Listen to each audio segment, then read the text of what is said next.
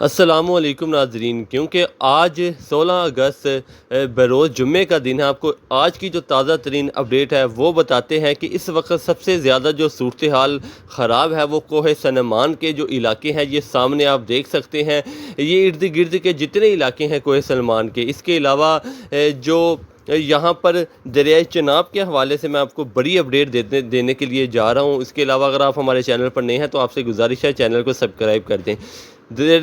کوہ سلمان کے کافی زیادہ جو علاقہ ہے، یہاں پر جو پانی ہے وہ اس وقت تباہی مچا رہا ہے۔ اس کے علاوہ اگر بات کریں سندھ کے حوالے سے تو دریائے سندھ بھی جو ہے وہ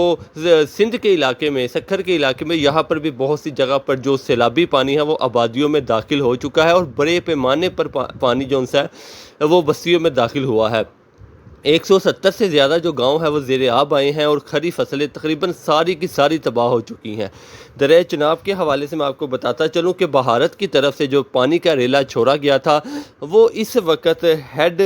خانگی سے گزر رہا ہے، کیونکہ ابھی دوپہر کا ٹائم ہے۔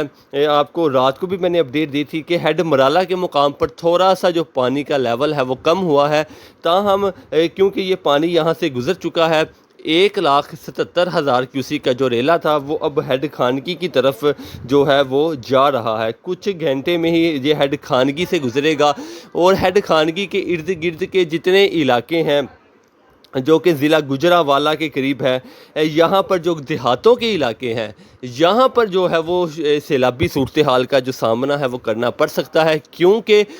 20 اگست تک جو ہے وہ اس کے ارد گرد کے جو دریائے چناب کے علاقے ہیں پاکستان میں بھی، اور اس کے علاوہ بھارت میں بھی، جموں کشمیر پہ بھی اس میں شدید بارشیں ہیں ان علاقوں پر یہاں پر۔ اس کے علاوہ مزید آنے والے کچھ گھنٹوں میں جو پانی ہے وہ داخل ہو سکتا ہے۔ اس کا جو الرٹ ہے وہ بھی جاری کر دیا گیا ہے۔ جو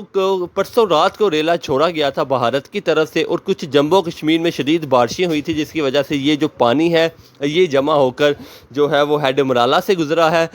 اگر بات کریں ہیڈ خانگی اور ہیڈ قادر آباد، یہ جو دو ہیڈ ہیں ان کے درمیان کا جو علاقہ ہے یہ بڑا اہم ہے،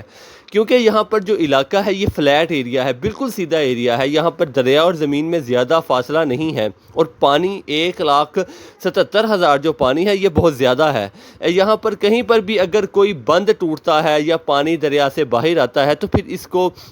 جو ہے روکنا بڑا مشکل ہے، اس کو سنبھالا نہیں جا سکتا۔ یہ جو میں نے آپ کو علاقے بتائے ہیں ہیڈ خانگی سے ہیڈ قادر آباد کے، جو دریائے چناب کے ارد گرد کے علاقے ہیں، دریائے چناب کے بیلٹ کے اوپر جتنے علاقے ہیں، ان دونوں میں یہاں پر جو ہے وہ نقصانات ہو سکتے ہیں۔ آپ لوگوں سے یہی گزارش ہے، اگر آپ لوگ زیادہ سے زیادہ اس ویڈیو کو شیئر کریں اور ان علاقوں پر رہنے والے جو لوگ ہیں وہ یہاں سے فی الحال کے لیے نکل جائیں۔ اس کے علاوہ بات کی جائے منڈی بہاؤالدین کے حوالے سے، کیونکہ ہیڈ قادر آباد جو ہے وہ منڈی بہاؤالدین کے قریب واقع ہے، تو یہاں پر جو دیہاتی علاقے ہیں یہاں پر بھی جو صورتحال ہے وہ بگڑ سکتی ہے۔ الرٹ جاری کرنے کا مطلب یہ نہیں ہے کہ یہاں پر ہی نقصانات ہو سکتے ہیں، اس کا مطلب یہ ہے کہ یہاں پر بھی ہو سکتے ہیں۔ یہ بارشوں کے اوپر مزید ڈپینڈ کرتا ہے۔ اگر 18 سے 20 اگست تک مزید بارشیں ہو جاتی ہیں یا پھر بھارت کی طرف سے مزید پانی چھوڑا جاتا ہے تو پھر کیونکہ 1,77,000 تھا، اگر یہ یہاں سے گزر بھی جاتا ہے تو مزید آنے والے 12 سے 24 گھنٹے میں امکانات موجود ہیں، کیونکہ دریائے چناب جو پہ بھارت سے ہو کر پاکستان میں آتا ہے تو بھارت میں اس ڈیم کے اوپر بے تحاشا جو ہے وہ ڈیم بنائے ہوئے ہیں، اور وہ سارے پہاڑی علاقوں پر موجود ہیں ڈیم، اور وہ تقریباً فل ہو چکے ہیں، کیونکہ وہاں پر پچھلے 4 سے 5 روز شدید بارشیں ہوئی ہیں، تو یہ وہاں سے ہی ریلا چھوڑا گیا تھا۔ ان دریاؤں کا، انہی ڈیموں کا پانی تھا جو کہ پھر جموں کشمیر میں داخل ہوا، اس کے بعد پھر خیبر پختونخوا میں، اور پھر پنجاب میں داخل ہوا۔ تاہم جیسے جیسے اپڈیٹ آئے گی میں آپ کے ساتھ شیئر کرتا جاؤں گا۔ اس کے علاوہ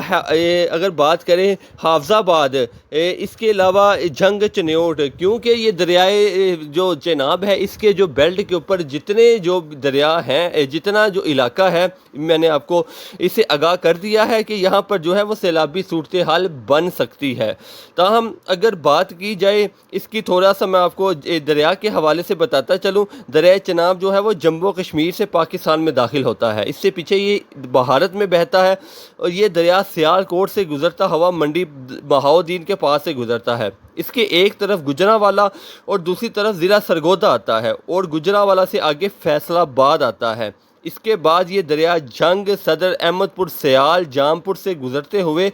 دریائے ستلج میں جا کے گرتا ہے۔ ہیڈ مرالہ سے لے کر دریائے ستلج تک گرنے تک کا جتنا علاقہ ہے، کیونکہ یہ پنجاب کے حدود سے میں آتا ہے تو یہاں پر یہ علاقہ بالکل سیدھا علاقہ ہے، کوئی پہاڑی علاقہ نہیں ہے جہاں پر یہ 2 لاکھ سے زیادہ جو پانی ہے وہ یہ جو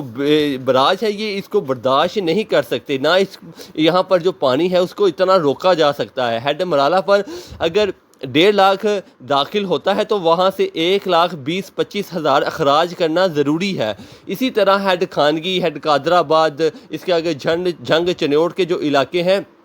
یہاں پر بھی صورتحال ہے۔ اگر مزید آنے والے دنوں پر جس طرح بارشیں بتائی گئی ہیں، کوئی 2 لاکھ کیوسی کا اگر ریلا چھوڑا جاتا ہے تو پھر مزید مشکلات کا ان لوگوں کے لیے سامنا کرنا پڑ سکتا ہے۔ اس کے علاوہ راوی کے حوالے سے میں آپ کو مختصر بتاتا چلوں کہ راوی جو سا ہے وہ بھی رات سے اس کی جو پانی ہے اس میں جو ہے وہ کافی زیادہ اضافہ ہوا ہے اور آج اور زیادہ امکانات موجود ہیں، کیونکہ نچلے درجے کا جو سیلاب ہے وہ راوی میں ڈکلیئر کر دیا گیا ہے، تاہم آنے والے 12 سے 24 گھنٹے مزید پانی چھوڑا جا سکتا ہے۔ میں کچھ دیر میں ہی دوسری جو